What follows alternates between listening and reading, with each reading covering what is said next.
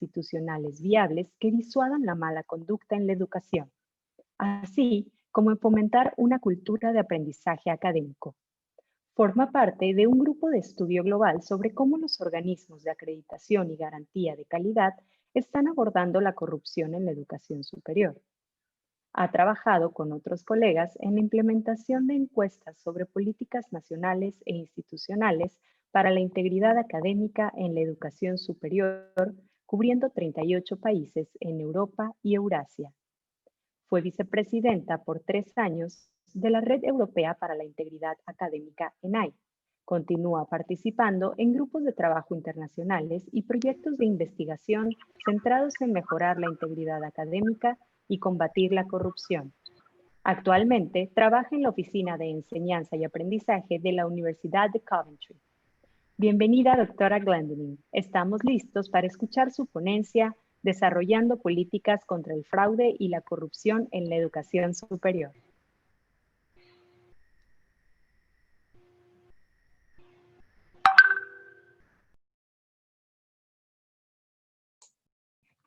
Okay, do I take over now?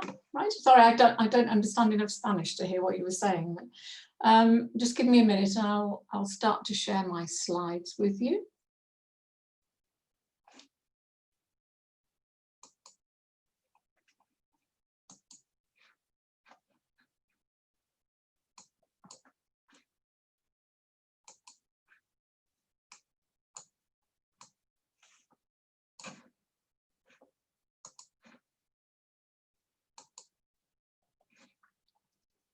Okay, I hope you can see the slides and I hope you can hear me clearly. Can I just get a little confirmation that you can hear me and see me? Thank you very much. Yes, everything. Okay, well, first of all, I'd like to thank the University of Monterrey for inviting me to talk to you today. And it would have been nice to have been there in person. I would love to have travelled there, but unfortunately it's not possible at the moment to do that. So this is the best we can hope for. So here is an overview of what I'm going to cover in the next 45 minutes or so, perhaps half an hour, something like that. I'm going to give you an overview of the wonderful research that I've been very privileged to be able to do during the last 10 years or so. And then I'm going to talk to you about some of that research and use some of what I've learned in that research to present to you about policies, systems, roles and responsibilities, challenges that we're all facing. So let me say first of all that I've had great privilege to work together with two of the presenters that you've heard from already in your conference. First of all, Thomas Foltenek, who's just been speaking. Thomas has worked with me and I have worked with him on the first four of these projects I'm going to talk about here. In addition, you heard yesterday from Thomas Lancaster. Thomas and I worked together on the CPA project, which is a second bullet point here. But we work together day by day and we have an ongoing conversation on lots of issues. We both are part of the QAA, the UK's QAA advisory group. And we're also on the committee for the International Day of Action Against Contract Cheating. So we talk together all the time. I'm very privileged to work with both those people and quite a few other people I know who are in the conference today. So it all started for me back in 2009 when we put in a bid for the project IFE. And we did that project between 2010 and 2013. We surveyed 27 European Union countries. As a result of that research, and all the references to those, the links to that research is in the back of the presentation, which I'm very happy to share with you. As a result of that, the Council of Europe wanted us to extend that research and to look at other countries under their remit. So as a result of that, we did two more projects, the CPA project, and we've just finished the PAICT project last year. And that surveyed another 11 countries. So altogether, we've surveyed 38 countries in Europe and Eurasia, which actually have generated lots of information, lots of comparison between those countries. In addition to that, we had success in dealing with, in getting funding for another project, which Tomasz from Czech Republic led, that he's talked about, and that's the NI project.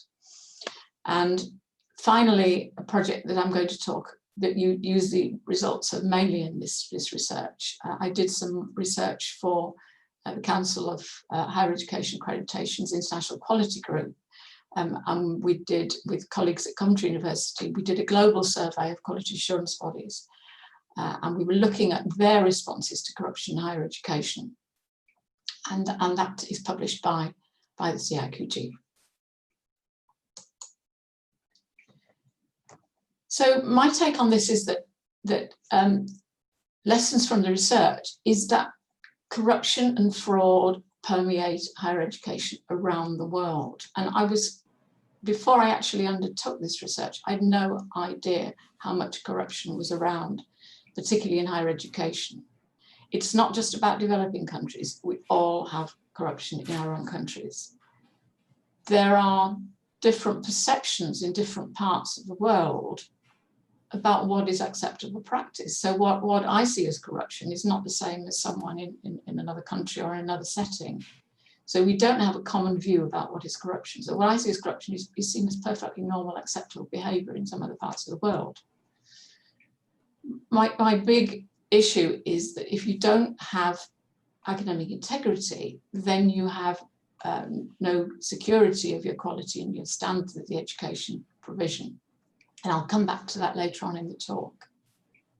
And what I'm going to say lots of times during the next half an hour is that academic integrity isn't just the responsibility of those with the job to look at it or those researching it. It's everybody's responsibility to look after academic integrity and try to encourage that in our students and in our colleagues. So when we did the survey for the CIQG, we had a very wide scope. It was a global survey, so we were surveying quality assurance agencies and accreditation agencies around the world. But we were looking at different aspects of the functions of universities. We looked at the oversight of universities by the agencies themselves, and we looked at corruption that could occur in that respect.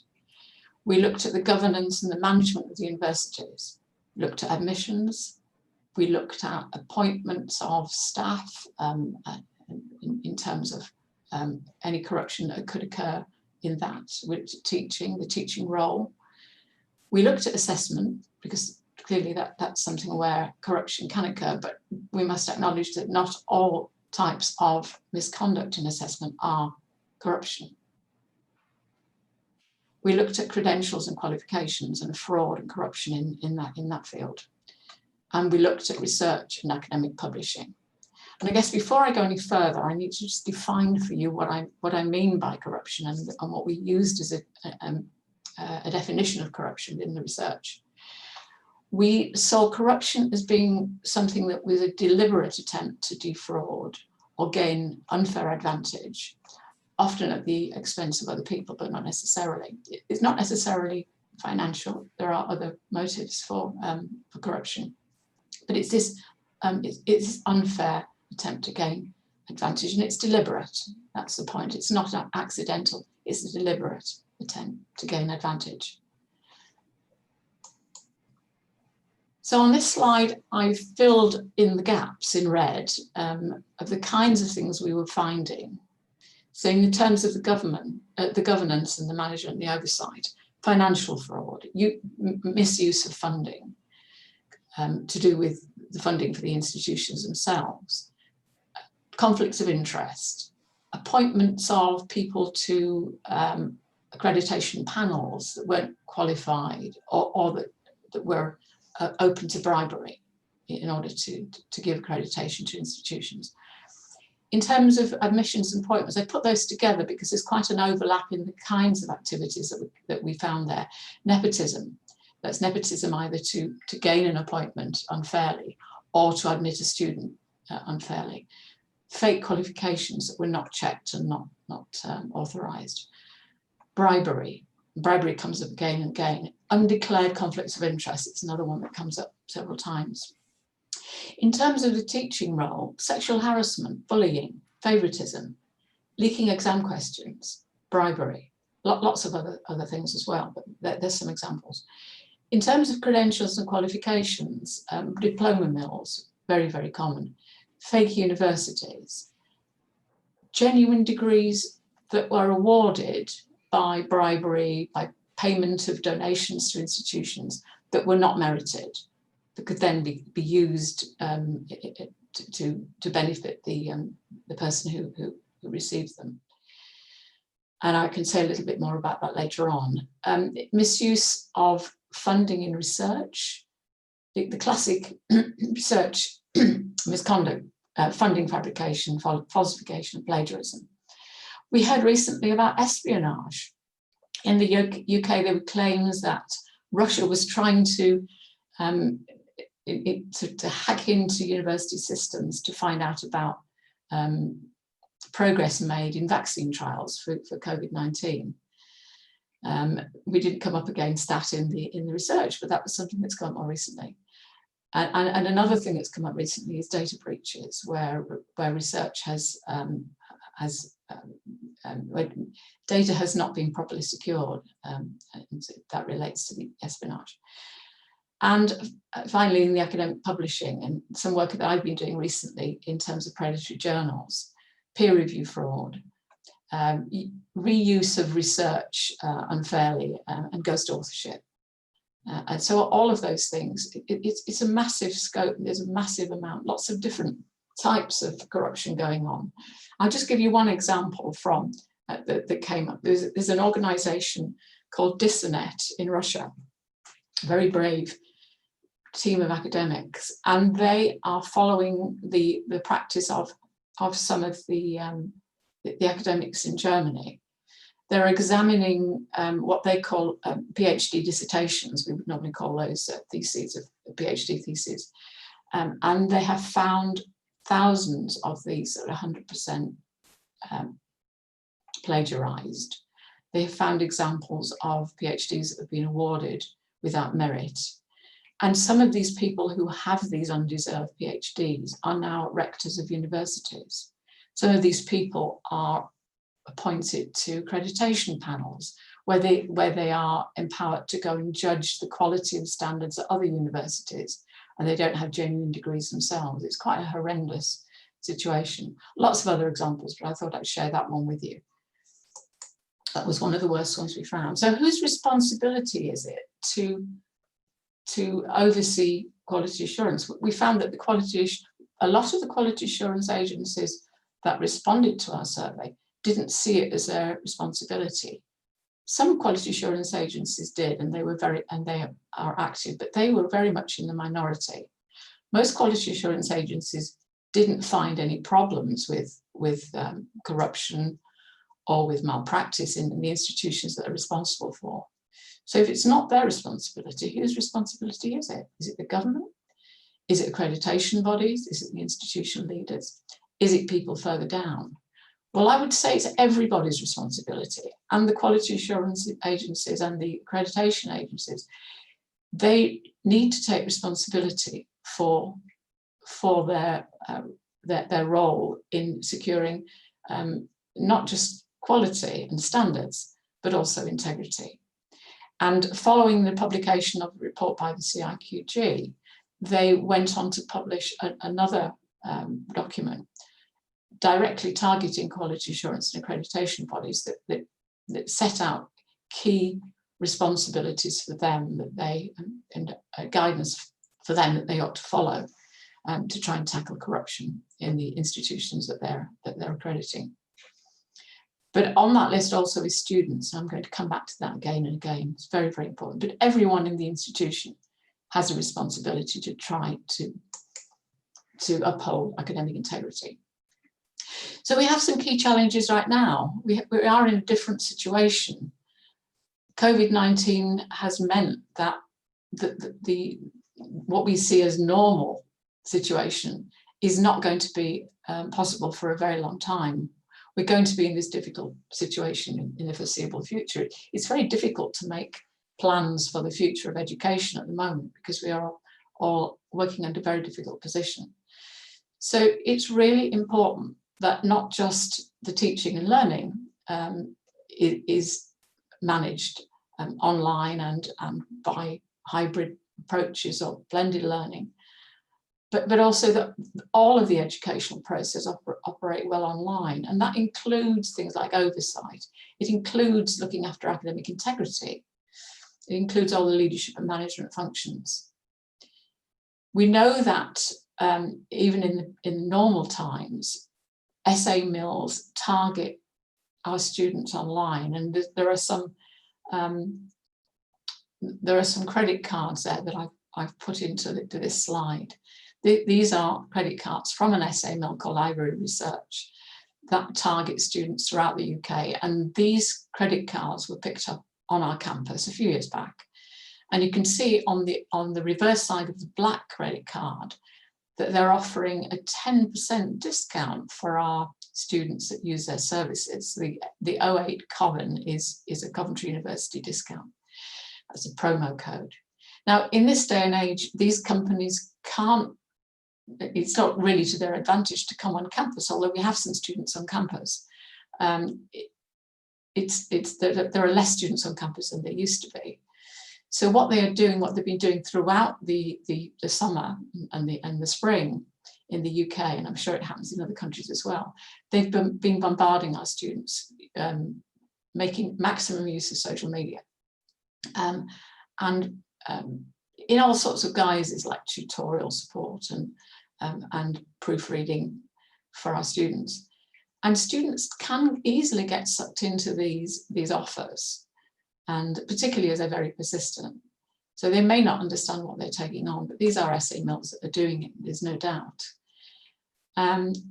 So it's really very important that we make our students feel happy, supported, and that we understand the pressures that they're going through. Because if we don't understand what's going on and what they're seeing in normal situations, but certainly in this current situation, then they might get sucked in. But also we need to make very clear what our expectations is. In terms of the way that we set assessments, if academics are still setting the same old recycled essay assignment for students to do, and they're still setting the same closed book exam questions, there is no doubt that students are going to get help and are going to have the capacity to cheat, much more so than if they design what I've seen called on Thomas's slide, he called it authentic assessment. And that's a good term. Generally, things that are good pedagogy are also good for academic integrity. But also in terms of the way that the policies work, the way that the students understand what the threats are, what will happen to them, what the consequences are if they don't follow the rules. So we need to try and persuade students from taking advantage of the current situation as they see it, and giving them extra opportunities to cheat that are not already there, not usually there, particularly contract cheating in all its forms. So attention to detail about what we set in terms of assessments and exams for students and the conditions that we provide them for those are really, really important at this time. I want to just talk a little bit about corruption in teaching, because I think one of the important things here is to realise that there are certain incentives, if I can use that term, or pressures that drive corruption that we might not see as trigger points. It might be that certainly in some countries, academics, teachers, lecturers, faculty are very poorly paid. Many of them are very insecure. They have temporary posts. They don't have permanent employment. They have to do several jobs in order to make ends meet, in order to make enough money to support their families. Academics in that kind of situation are not going to spend time worrying about cheating. They have to move on to the next institution, deliver some more lectures and so on, even in this current situation where perhaps things are online. So that's one of the reasons why cheating gets ignored. And another misappropriate type of incentive or pressure is where league tables or institutional rules blame lecturers, faculty, when students fail or students get low marks. They put it down to poor teaching rather than being realistic about students' attainment. If that happens, the staff are then disincentivized to fail students or to award low marks. And that results in something that we in the UK call grade inflation. It means that the marks get higher and higher without the standards and the quality getting any higher. And that is really to be avoided if possible. So these kind of misplaced incentives or misplaced initiatives can often have undesirable effects that they weren't intended to have. And publish or perish is another example of that. And that's to do with having to produce so many peer-reviewed journals. And that kind of rule within institutions is driving the predatory publishing industry. So academics have to publish, otherwise they won't be able to be reappointed to their job, or they won't be able to be promoted. So all of those things are things to watch out for. In terms of the kinds of things that happen within the teaching is certainly bullying, sexual harassment, and that can occur in different directions. So it could be that a student offers sexual favours to a lecturer in return for higher grades, or it could be that the lecturer offers to admit a student to a programme or to increase the student's grades in turn for sexual harassment. So there are various ways that can happen. Very difficult to detect and find, because the perpetrators of these kinds of corruption are not really going to talk about it. Another thing that can happen as a result of the pressures on academics is that they can feel the pressure to earn more money, the advantage of working for essay mills in different capacities. So I don't know whether anyone here has policies on essay mills if their academics are found to be working for them, and how you would find out that they were doing that. So that's just a few examples. There are many, many more, which I haven't got time to go into here. So this is a whole can of worms, corruption in research and academic publishing. I haven't got time to go into it in any detail today. It's a whole lecture in its own right. But we found a lot of examples of corruption. This is particularly important at the moment with the COVID-19 crisis, because there are a lot of preprints coming out about vaccines and about treatments and so on, some of which are not very secure in terms of the science behind them. And the difficulty with preprints is a great way to get your research published quickly. But because these are not peer reviewed when they first go live, when they first become available, the danger is that they will be cited and used in other research as if they have been peer reviewed. So there are all sorts of problematic things to do there, to do with all of this area. I will move on to the next one, so I don't want to run out of time. There's quite a lot more to cover. So I left corruption in student assessment off the first, off the description of the scope of the research that we conducted for the CIQG. But in fact, it was quite a large part of that project. Corruption in student assessment is not is not all let me rephrase that. All types of academic misconduct cannot be classified as corruption. So it's only corruption if it's deliberate, purposeful, and if it's designed to gain an advantage over at the expense of other students, an unfair advantage, shall I say, in a deliberate way. So certainly contract cheating is an example of that. So is using an impersonator to sit an exam. You can't do those things without a deliberate, right intent to do, without being deliberate.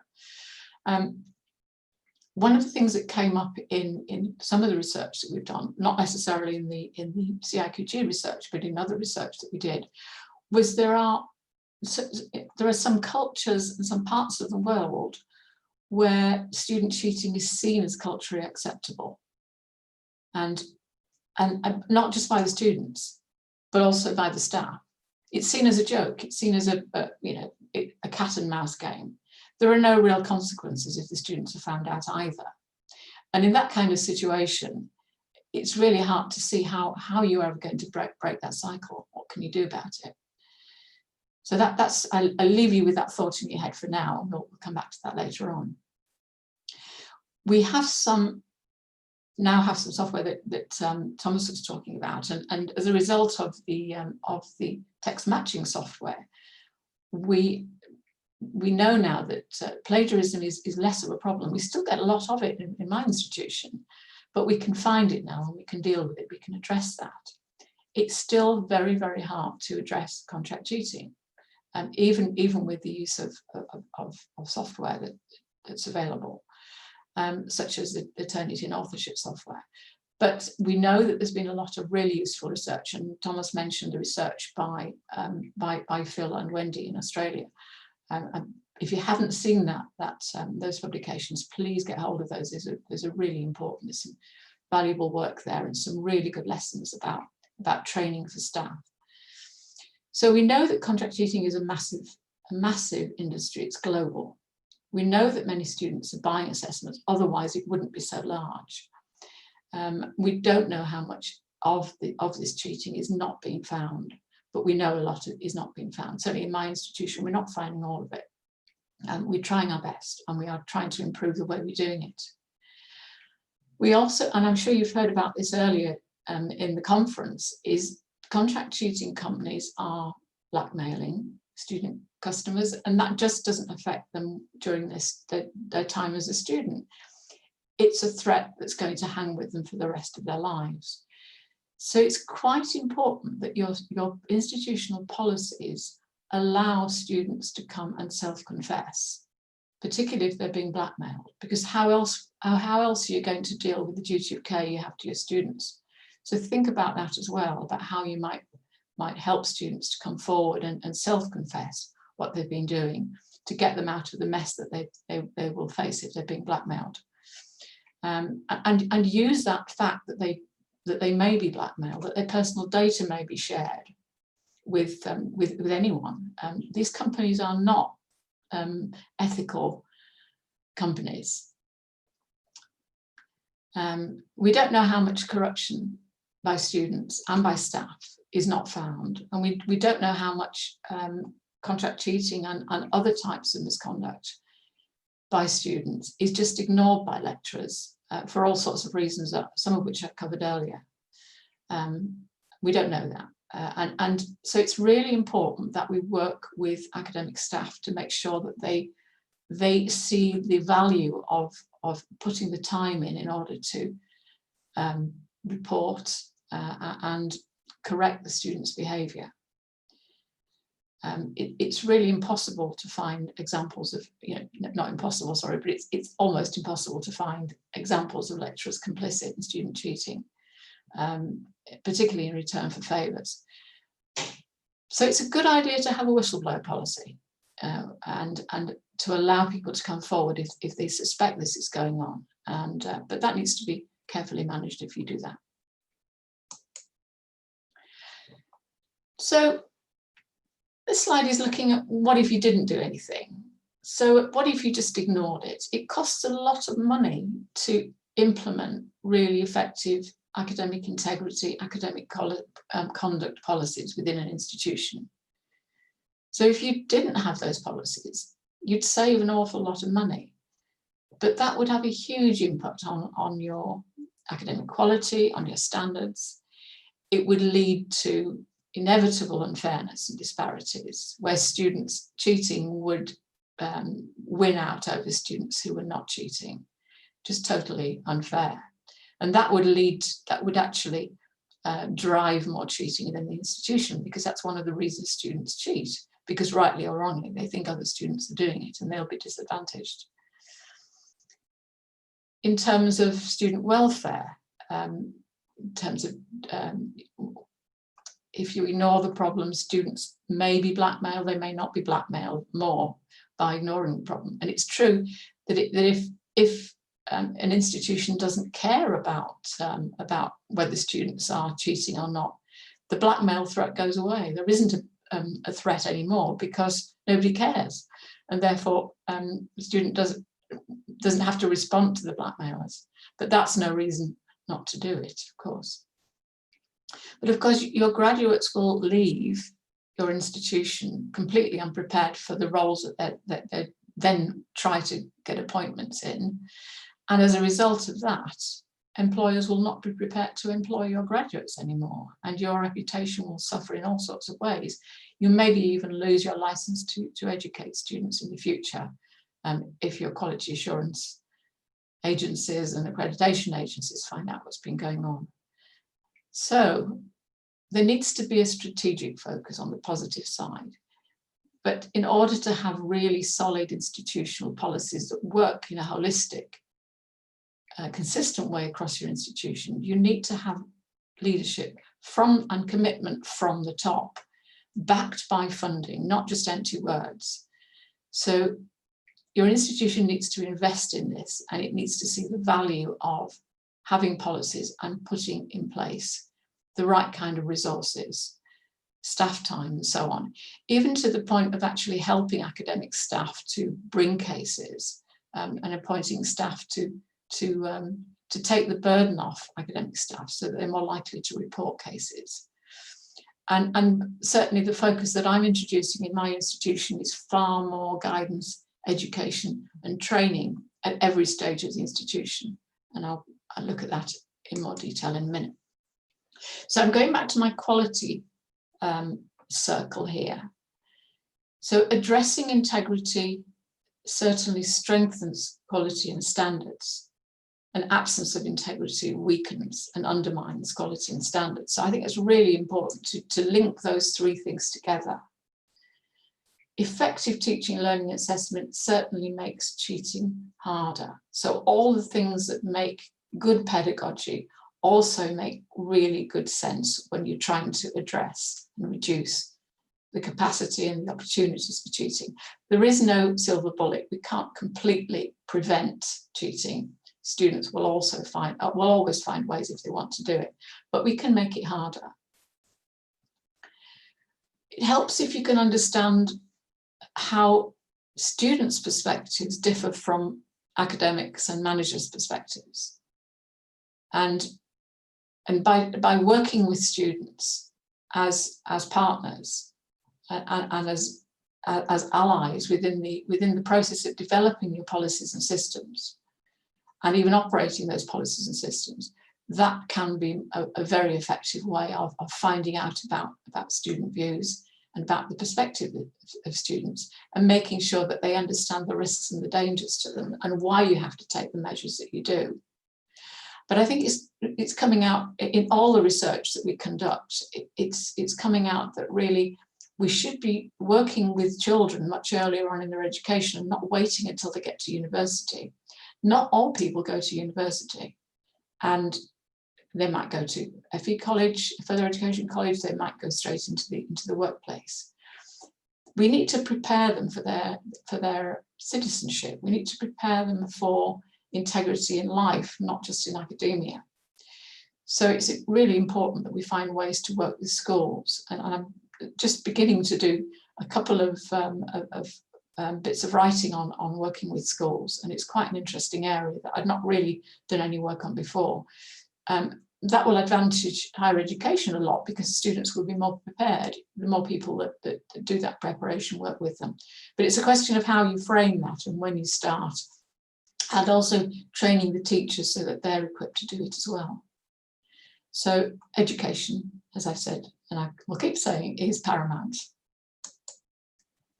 So I've talked about a strategic approach, but we know that contract cheating isn't reducing, and no matter what we've done so far, it's not reducing. So we do need to keep working on that. We mustn't give up. We must keep on working on it, and have it as part of our, have academic integrity as part of our institutional mission, have a statement of this in our values, so that it's not just an empty set of words, but we actually enact that within our policies and within the way that we behave within the institution, and the culture that we bring about holistically within the institution. It needs to be right embedded within our pedagogy and the way that we educate our students. In terms of detection and outcomes, we need to be robust with our outcomes and our penalties and our sanctions, but we need to take into account, they need to be proportional and fair to the students. And we need to give the student a chance to correct their behaviour if they've made mistakes. We can't just, well, they're learning, and they will make mistakes, they will take chances, and we need to reason with them that's not possible, but monitor them and make sure that they, if they continue to ignore the advice and the guidance, that you deal with it very robustly. There needs to be transparency and clarity, particularly to do with the regulations. And my institution isn't particularly good at that at the moment. So that's one of the things I'll be working on in the next year, to actually put all of our regulations and all of our guidance into really plain English, not just for the students, but for the staff as well. And remember that it applies across education and research. It's not just about undergraduates, it's about academics as well as undergraduate students, master's students, but it also involves other people that the students work with if they go out into industry as part of their education. So I've started to put together what I see as a strategic approach, and I'm just working on this diagram now. It's not fully complete, but what I'm trying to show in this diagram is that certainly academic quality and standards are influenced by your academic integrity strategy. But if you don't have an effective strategy, then academic dishonesty will undermine those standards and quality. And all the processes involved in your institution that concern academic conduct and academic integrity are interlinked in the way that I've described there. So in terms of pedagogy, in terms of your detecting, dealing with misconduct, and in terms of your adjudication, your sanctions, appeals, and so on. But in the middle of all of that, I think this is really important, is the education, guidance, support, and your duty of care to your students, to be inclusive and to be supportive of all types of students and all types of circumstances, particularly at the moment. That's really very important. And then the overlap in the Venn diagram are about leadership and training, how you review and report your statistics and so on, and how you set about correcting and improving the students' behaviour, but also your policies and your conduct. So I'm working on that diagram, and it might appear in a publication fairly soon if I get it in the way. So I wanted to just remind you, and I'm sure you've heard it before, but I need to get my two penneth in here. I'm on the committee for the International Day of Action Against Contract Cheating, and there's some links there. If you haven't joined up yet, please do so as soon as you can. But also the NI is having a whole week of academic integrity, where there are some webinars and events during the other days of the week, of the whole of that week. So to conclude, thank you very much for listening and for staying with me. This is really just summarizes everything I've been saying so far. I think the most important thing here is just to say that every member of the higher education sector, within every country, within every community, has a part to play in upholding academic integrity, standards, and they're all interlinked. And this involves every function of a higher education institution and the governance of those institutions and the oversight of the institutions. It's really very important that we think holistically about that. But also to recognise that students are not evil beings that we're trying to catch out, and they are our allies, and the majority of students are honest, and they are our allies in countering misconduct, fraud, corruption, all those things. And most of them want to help us, and will do so if we give them the opportunity. Okay, thank you very much for listening. I've got some, as is required, of course, I've got some references, some bibliography there to all the research I've been talking about, and there are some acknowledgements as well at the end to the other research, because I didn't do it all on my own, of course, and thank you very much to my colleagues involved in all of that research. So I'm very happy to take questions now. Thank you very much. I think I'm in time as well. Thank you, Dr. Blandini. Now we have some questions from our attendees. The first is, how do we encourage students to adhere to the policies? That's a very good question. Well, first of all, you have to make sure the students know what the policies are. And that's one of the things I'll be working on next year, is how we communicate our policies and how we communicate about why we have policies that we have, and what their role is in this. And I think most students are reasonable about this. The majority of students are very happy to abide by any rules and regulations that we set. And the students that don't will hopefully be found out and be reported, and will come through our academic integrity process. And one of the things that we're introducing from the current year is that if a student goes through the academic conduct process, part of the outcomes, part of the sanctions that they will get is a mandatory requirement to attend a suitable, an appropriate re-education training session that is completely aligned with whatever they've been found guilty of doing. So that's one of the things we'll be introducing next year, and that's one of the things that's keeping me awake at night, because I'm not sure how that's all going to be managed, and how we're going to deal with the students that don't actually engage in that process. And I think the students that it's worth doing it for the benefit of the students that do engage in that process. Thank you, Doctor. We have another one here. It says, do incentives could fall into some kind of coercion? Sorry, could you repeat that? I didn't quite catch that. Yes.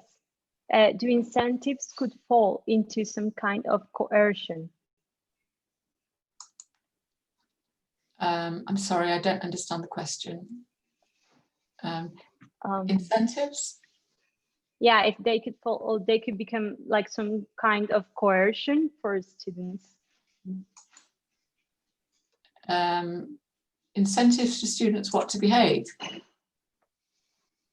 I believe so, or maybe to follow the policies, or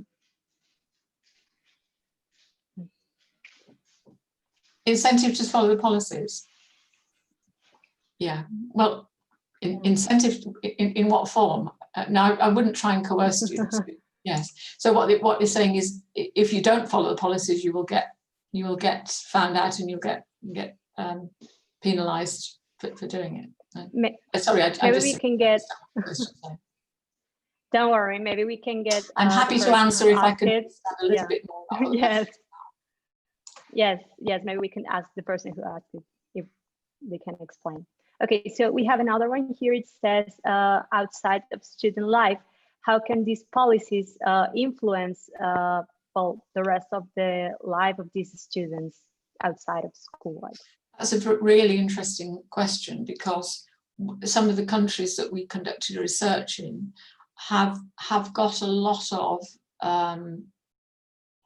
corruption within general society, and those countries, it's really very difficult to see how you break that kind of cycle of corruption if they're being helped by their parents to cheat, for example.